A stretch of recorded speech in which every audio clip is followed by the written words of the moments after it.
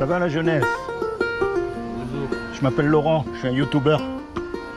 Je fais des vidéos YouTube pour savoir ce qu'ils pensent les jeunes, si ça vous embête pas, hein. Sinon moi, vous me dites. Hein. Vous avez combien d'abonnés?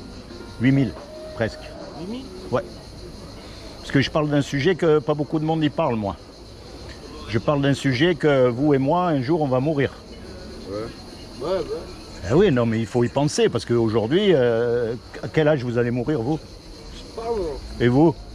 Et moi non plus, on ne sait pas. Et je vous souhaite de vivre jusqu'à 120 ans avec tous les gens que vous aimez autour de vous, les poches bien remplies. Mais je ne peux pas vous garantir 5 minutes. On ne sait pas quand on meurt. Ouais. Vous mourirez là, comme dans 30 secondes, comme dans... Tout de suite, là. Alors la grande question, où est-ce qu'on va? Est-ce qu'on va quelque part? Est-ce que vous croyez en quelque chose? Est-ce que vous avez une espérance? Est-ce que, je ne sais pas, à votre avis, qu'est-ce qui se passe? Parce qu'il faut y penser quand même à ces choses.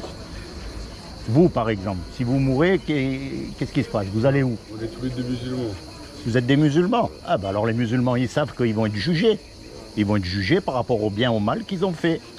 Alors la grande question, comment est-ce qu'on sait si on fait du bien ou du mal? Nous là, à cette heure-ci, si on meurt, je pense pas qu'on rentrera au paradis.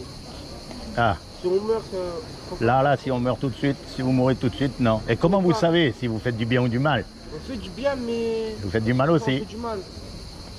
On peut Il y a pas, on peut pas savoir. Les musulmans, ils connaissent Moussa. Ils connaissent la loi de Moussa. Après moi, Les 10 commandements, c'est la loi de Moussa. Et la loi de Moussa, elle dit quoi? Tu mentiras pas, déjà, d'entrée. Est-ce que vous avez déjà menti? Et attention, je vous juge pas, hein, parce que moi... Oui, c'est arrivé comme tout le monde. Parce que moi, en plus, je suis plus vieux que vous, alors j'ai dû mentir plus que vous. La loi de Moussa, elle dit déjà, tu mentiras pas. On a tous menti. ouais. Après, elle dira, la loi de Moussa, elle dit, tu voleras pas. Honnêtement, vous avez déjà pris quelque chose qui n'est pas à vous? Ouais. Eh, il y a Là, un autre. on va dire la vérité. Bah, il faut dire la vérité. De toute façon, devant Dieu, on ne pourra pas se cacher. Hein. Ouais. On parlera tous seul. Tout seul, on parlera. Après, il y a, par exemple, tu honoreras toujours tes parents. Alors là, il y a un piège. Tu respecteras tes parents là. Tu respecteras tes parents. Vous avez toujours respecté vos parents, honnêtement.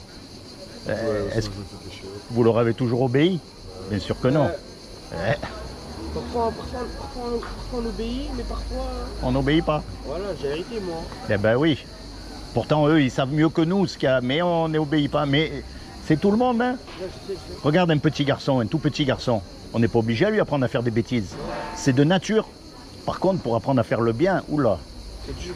c'est dur. Eh ben avec nous, c'est pareil. Alors le problème, si on meurt là, Dieu, il va nous juger.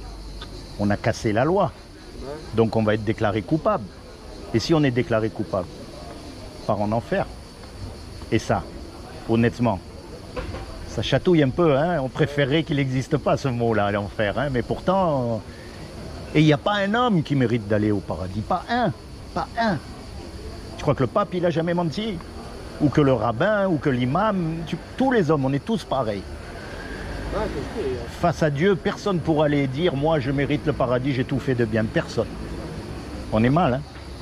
Ça, c'est la mauvaise nouvelle, ça. Mais heureusement, il y a une bonne nouvelle dans l'histoire. C'est que c'est Dieu qui a tout fait. C'est un créateur, on est d'accord. Vous croyez en Dieu quand même? Ah oui, Vous êtes musulman? oui, oui. Hein? Vous êtes musulman? Je suis pas musulman, non. Ça veut dire quoi, musulman? Ouais, musulman, tu crois, d'ailleurs. Qu'est-ce que ça veut dire, musulman? Musulman, c'est croyant. Ça veut dire celui qui croit en Dieu. Tu vois? On peut se tutoyer, hein? Ouais, ouais. Mais bon, c'est Dieu qui nous a fait. C'est un créateur. Et un créateur, ça aime ce que ça crée. Un musicien, il aime sa musique. Un cuisinier, il aime les petits plats qu'il fait. Ben, Dieu qui nous a fait, il nous aime. Et quelqu'un qui nous aime, il ne veut pas nous envoyer en enfer. Ouais, je sais. Donc il a fait quelque chose pour que vous et moi, malgré qu'on soit coupable, on puisse éviter son châtiment. Ouais. Vous savez ce qu'il a fait? Alors je vais vous dire. Et je risque de vous choquer exprès. Soyez prêts, d'accord? Comme il a trouvé aucun homme de parfait sur la terre, aucun, eh bien, ce qu'il a fait, il est venu lui-même sur terre et il s'est habillé avec un corps. Il a pris une forme humaine qui est Issa. Et il a dit, quiconque croit que Issa est le fils de Dieu et qu'il est ressuscité des morts, il aura la vie éternelle à mes côtés. Là, je sais où j'ai touché, là. Dieu, il ne peut pas avoir de fils. On est d'accord. Et pourtant, on l'appelle le fils de Dieu. Pourquoi? Tu sais comment on appelle les Arabes? On les appelle les fils du désert. Le désert, il ne peut pas avoir de fils. Les Égyptiens, tu sais comment on appelle les Égyptiens? Les fils du Nil. Le Nil, il ne peut pas avoir des enfants. en poésie arabe. Bint, les filles, el shafa, des lèvres. Je ne sais pas si je prononce bien, mais bon. Bint el shafa, les filles des lèvres. C'est de la poésie arabe. Ça veut dire les paroles qui sortent de la bouche. Mais les lèvres, elles ne peuvent pas avoir des filles. Quand on dit fils de Dieu, c'est pas son fils comme nous, on a des enfants.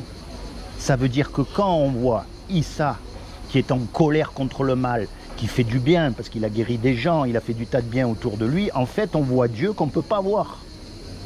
Tu comprends? Je sais pas ça. C'est pas grave, c'est normal. Tu connais le Coran? Est-ce que tu as lu le Coran? Tu l'as lu vraiment? En entier, mais ouais. Alors tu sais, à un moment donné, il y a des hommes qui amènent une femme qui a fait une bêtise au prophète. Et ils lui disent, prophète, qu'est-ce qu'il faut qu'on fasse à cette femme? Elle a fait une grosse bêtise. Et le prophète, il dit, vous avez les gens de la Torah et vous avez les gens du livre. Demandez-leur et faites ce qu'ils vous disent de faire. Si tu ne me crois pas, c'est écrit là. Surat Yunus. Tu vois, c'est écrit dans le Coran qu'il faut écouter les gens du livre. Mais le problème, c'est qu'il faut les connaître, les gens du livre. Parce qu'aujourd'hui, tout le monde dit que c'est des gens du livre. Tiens, garde-le, c'est pour toi, tu liras tranquille. Je vais pas le garder après. Pourquoi tu peux le garder? Je vais pas le garder. C'est des versets du Coran. Oui, je sais. Eh ben alors, tu le gardes et tu le lis quand tu es tranquille. C'est important quand même de savoir où on va. Imagine, on fait un braquage tous les trois. On fait un braquage et on se fait serrer. On passe devant le juge et le juge il nous dit voilà tous les trois là. Soit vous me donnez 50 000 euros de caution, soit vous partez 50 ans en prison. On n'a pas les 50 000. On est marron. Et on ne peut pas dire au juge non plus, monsieur le juge, vous êtes miséricordieux, vous êtes plein d'amour, vous êtes bon, je vous demande pardon, je ne recommencerai plus. Et ça ne marche pas. Le juge il va dire c'est vrai que je suis miséricordieux, c'est vrai que je suis bon, mais c'est justement pour ça qu'il faut que tu payes l'amende. Sinon la personne à qui tu fais du mal, elle va dire que je ne suis pas juste. Donc on est fichu. Et puis il y a un homme qui arrive, qu'on ne connaît même pas. Et il paye l'amende à notre place. Le juge, il est satisfait. L'amende, elle a été payée. Et nous, on est coupables, mais on est libérés quand même. Eh bien, c'est exactement ce que Issa, il a fait quand il est mort à la croix, à notre place. Lui qui est Dieu sur terre, il n'a jamais commis de péché. Il est parfait, donc son sacrifice, il a été accepté. Et tout ce qu'on a à faire, nous, c'est à le choisir comme notre avocat pour le jour du jugement dernier. C'est pas le petit Jésus que tu vois là dans les églises sur la croix, machin. Non, moi je parle du vrai Issa. Le Issa de la Bible, le Issa du livre. Pas le Issa de tout le monde, ils sont là avec une croix, machin. Attends, tu te promènerais avec une guillotine autour du cou? Franchement, non. Alors si vraiment il a été massacré sur une croix, les gens ils se promènent avec une croix, c'est pas logique. Non, moi je parle des vrais gens du livre, de ceux qui connaissent le livre et qui vivent en accord avec le livre. C'est ça qu'il a dit le prophète. Écoutez-les à ceux-là. Et tu vérifieras dans le Coran si c'est pas vrai ce que je te dis. Tu vois, Issa c'est notre avocat. C'est-à-dire quand on va aller devant Dieu, on va être tout seul et on va pouvoir faire une seule chose, hein, baisser la tête. On pourra que baisser la tête. Et là, il va dire c'est qui votre avocat? Celui qui dit, moi mon avocat c'est Issa. Ah c'est Issa, ok d'accord, c'est bon, t'es pardonné. Tu vois, c'est aussi simple que ça. C'est pas d'aller dans une église, d'allumer des cierges, non, c'est de croire et de s'accaparer Issa, de dire voilà, moi je veux que lui ce soit mon avocat. Maintenant quelqu'un qui t'a sorti comme ça, de la galère, de l'enfer, gratuitement, t'as rien à faire, c'est une grâce, tu le mérites même pas, mais il est venu quand même te sortir. Quand il va te demander un service, tu vas lui rendre. Logique. Alors la prochaine fois, par exemple, que tu es confronté au mensonge, tu dis là, si je mens, m'en sors bien. Et puis dans ta tête, tu vas dire, attends. Tu vas dire, je peux plus mentir, c'est pas possible. Issa, il est mort pour moi, il me donne le paradis gratuit, j'ai rien à faire, il me demande rien en échange. Si je lui fais ça, c'est comme si je lui crachais à la figure. Alors par conscience envers Dieu, je choisis de faire ce que Dieu veut et je rejette ce que Dieu veut pas. Bonjour. Bonjour. Tu comprends ce que c'est la foi? C'est ça, mon ami. Et moi, tu me tiens pas la main? Ah bon, pardon, parce que je croyais que... Tu vois, je leur parlais de Dieu un petit peu. Parce qu'on ne sait pas quand on va mourir, mon ami. Et moi, c'est un rappel que je viens vous amener là. pour que vous vous rapprochiez de Dieu. Parce qu'on ne sait pas, regarde ce qui s'est passé avec Naël. 5 minutes il est vivant, 2 minutes il est parti, 17 ans. Tu vois ce que je veux dire, on peut partir d'une minute à l'autre. Juste ou pas juste. Tu sais pas, quelqu'un il passe comme un fou là, une balle perdue, t'es parti. Regarde, tu vois la vie, franchement comment c'est. C'est pour ça qu'il faut choisir le bon avocat. Surtout quand on est musulman. Toi, t'es pas musulman, toi? T'es quoi, toi? Comment t'es rien? C'est comment ton prénom? Mehdi. Eh ben Mehdi, t'es pas rien, t'es Mehdi. T'es pas rien, t'es Mehdi. Attends, dis pas que t'es rien. Je leur disais qu'un jour ou l'autre on va mourir et quand on meurt, eh ben, on va être devant Dieu, il va falloir qu'on rende des comptes. Tu vois? Mais dis-moi, Mehdi, c'est pas un nom marseillais ça, c'est... Hein? Non, je suis mal Marseille, moi. T'es d'où? De Paris. C'est un nom parisien, Mehdi? Non, Ah, et quelle origine ça? Algérien. Ah voilà, ma mère elle est née à Sidi Bel Abbès, je connais. Ah ouais. Oui, et moi je suis né au Maroc. Ouais. Tu vois, je suis plus arabe que vous tous ici. Moi je suis né là-bas. C'est pas vrai? Ah, toi t'es né en France. Voilà. Tu vois, pense à ça mon ami. Ils vont te raconter, pense à ça. Il n'y a rien de plus important. Regarde ce qui s'est passé avec Mehdi le pauvre. Mehdi. Avec Mehdi moi. Ouais. Regarde, 17 ans. On ne sait pas quand on part. On peut partir d'une minute à l'autre. Il faut être prêt parce que quand tu pars, tu vas être devant Dieu.